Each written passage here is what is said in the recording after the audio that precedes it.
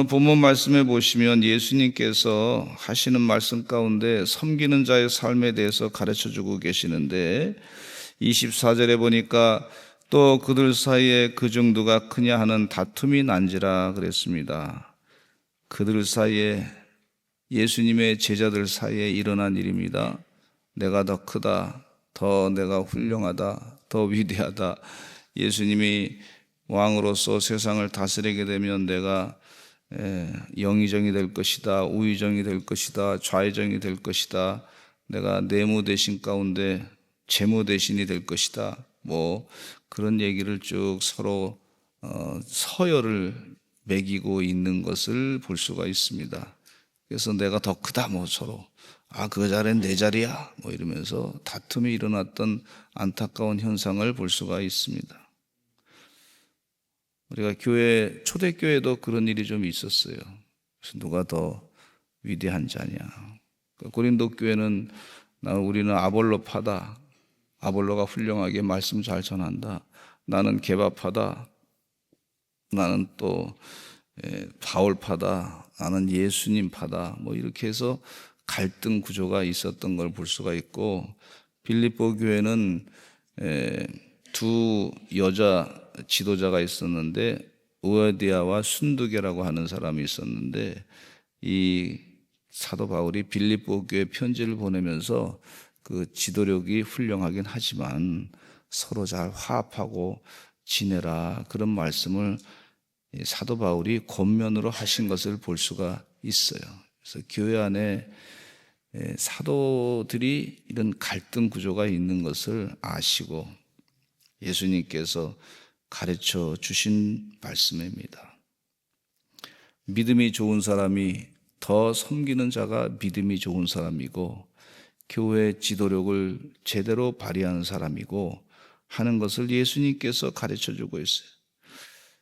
그러니까 25절에 보니까 예수님께서 이르시되 이방인의 임금들은 그들을 주관하며 그 집권자들은 은인이라 칭함을 받지만 너희는 그렇지 않을 것이니 너희 중에 큰 자는 젊은 자와 같고 다스리는 자는 섬기는 자와 같을지니라.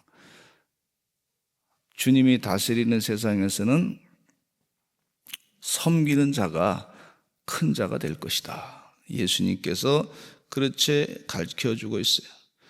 그런데 이때 서로 크다라고 하는 논쟁의 시간은 언제였었냐면 예수님께서 잡히시던 그때, 그 곧 임박해서 예수님이 잡히고서 십자가에 못 박혀 죽음을 당하기 그 전에 그 임박해서 그렇게 지금 얘기하는 거예요. 예수님이 지금 인류 구원의 큰 역사를 이루기 위해서 애쓰시는데 그거는 전혀 신경 안 쓰고 내가 더 크다, 앞으로 다가올 세상 가운데 더 좋은 위치에서 내가 살 것이다, 이런 세상적인 욕심만 잔뜩 드러난 것을 볼 수가 있어요. 혹시 우리도 그런 모습으로 살고 있지 않는지, 내가 주님을 진짜 사랑하는지 늘 자기를 되돌아보아 사시는 하나님의 종들이 되시기를 간절히 축원합니다. 그래서 우리의 신앙의 인격 가운데 깊은 곳에 내가 섬기는 자로 살아가야 되겠다, 그런 마음을 늘 가지시기를 간절히 축원합니다. 예수님처럼 그렇게 살아야 되겠다, 십자가를 져야 되겠다, 그런 마음을 가지고 사시기를 간절히 바랍니다. 우리 인격 속에 녹아 있어야 돼요.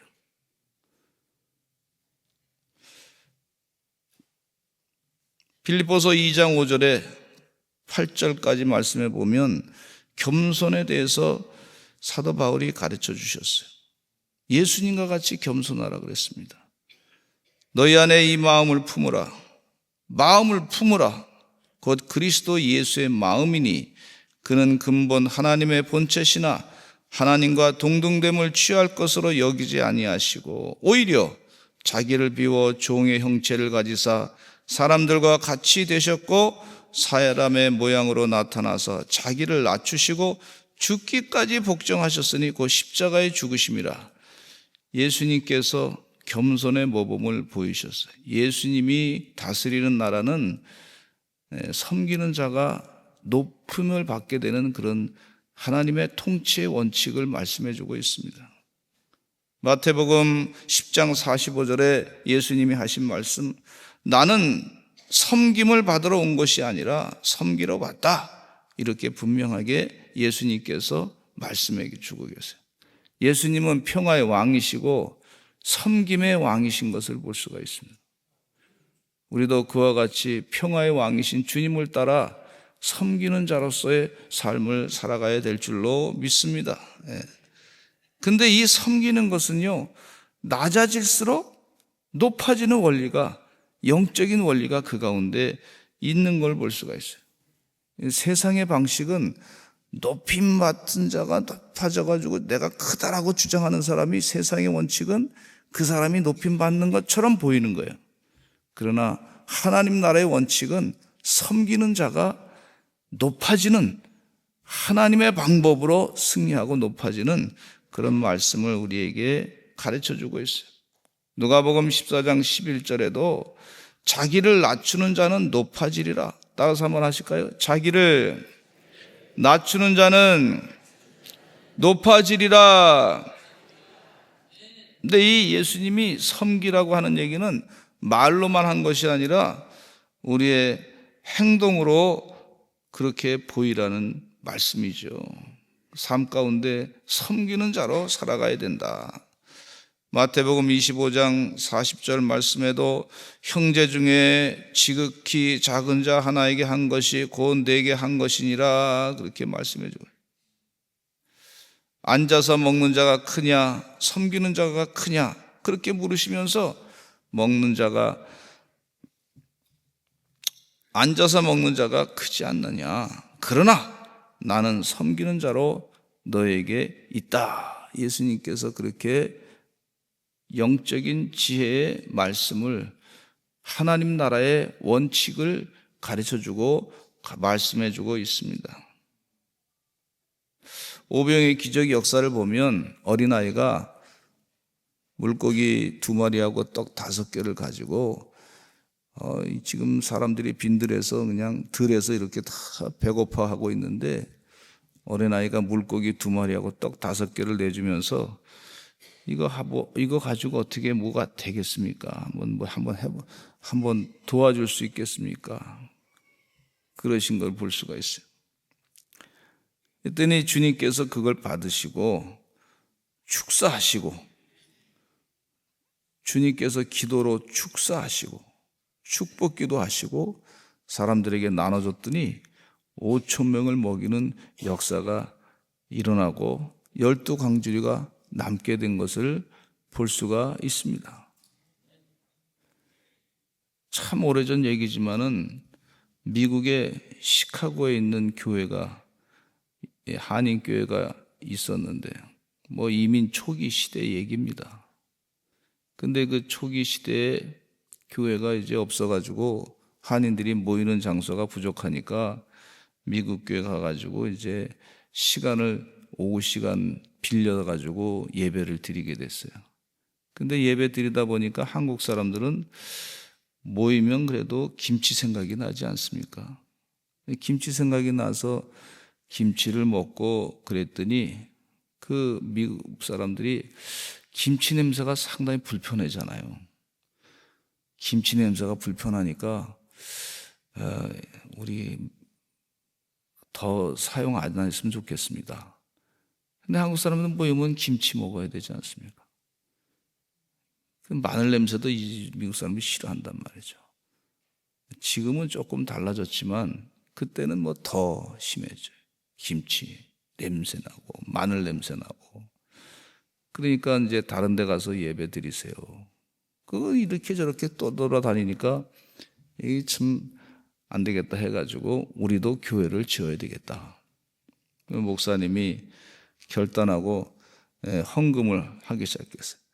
그 엄청난 비용에 드는 교회를 짓는데 그 조그만 시작이, 출발이 그렇게 큰 돈이겠습니까? 조금부터 시작해가지고 기도 많이 했더니 수년 안에 교회를 크게 짓게 되는, 한인 교회를 짓게 되는 일이 벌어졌어요. 하나님이 하신 줄로 믿습니다. 섬기는 자, 섬기다 보니까 그 짓고 난 다음에 그 1세대들이 말이죠, 우리 후세들을 위해서 우리가 섬겨야 되겠습니다 하고 했더니 큰 역사가 일어나서 한인들이 가서 신앙생활 잘 할 수 있게끔 은혜 가운데 그 믿음의 교회가 말이죠, 그리스도의 몸된 교회가 계속해서 부흥하게 되는 역사가 있었던 것을 볼 수가 있습니다.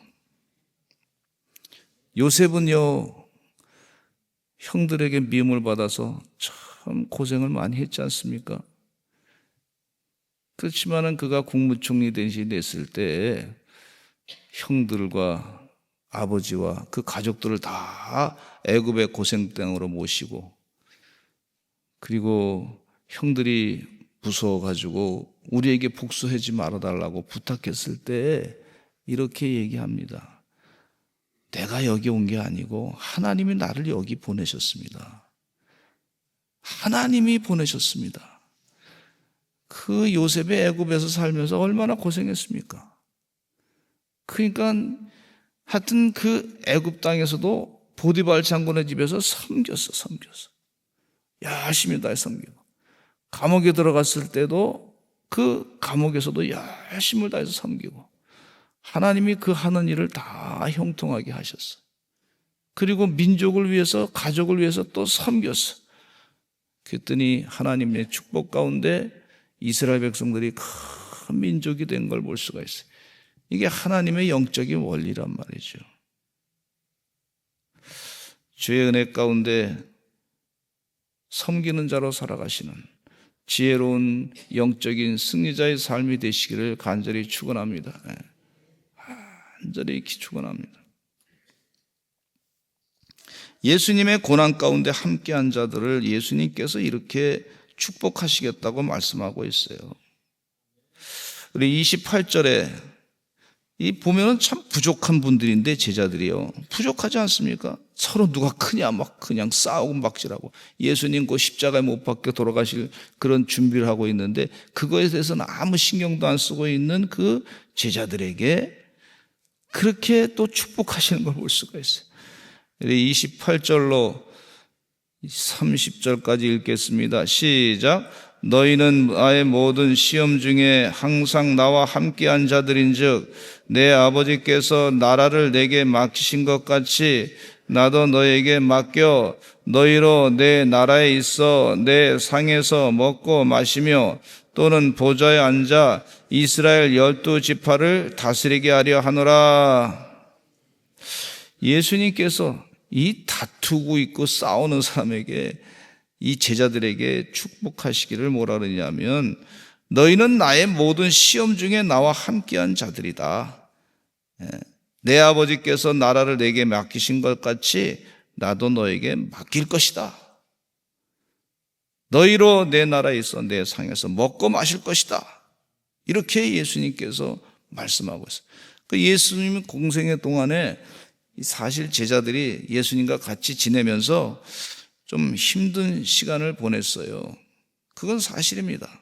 예수님이 배척당하시고 비난당하시고 음모 가운데 있을 때 제자들도 같이 불안에 떨었을 때도 있었고, 제자들은 예수님 하시는 일을 다 알지 못하니까 좀 마음 가운데 불안했단 말이죠.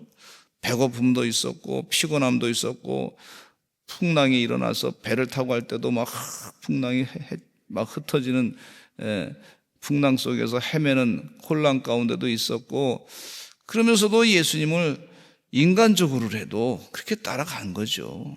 믿음도 확실치 않았지만 그래도 주님의 말씀대로 순종하고 따라갔더니 주님께서 그래도 축복해 주시는 것을 볼 수가 있는데, 내 아버지께서 내게 나라를 맡기신 것처럼 나도 너에게 맡겨서 너희로 내 나라에 있어 내 상에서 먹고 마시며 또는 보좌에 앉아 이스라엘 12지파를 다스리게 하려 하노라. 그렇게 예수님께서 축복하신 줄로 믿습니다.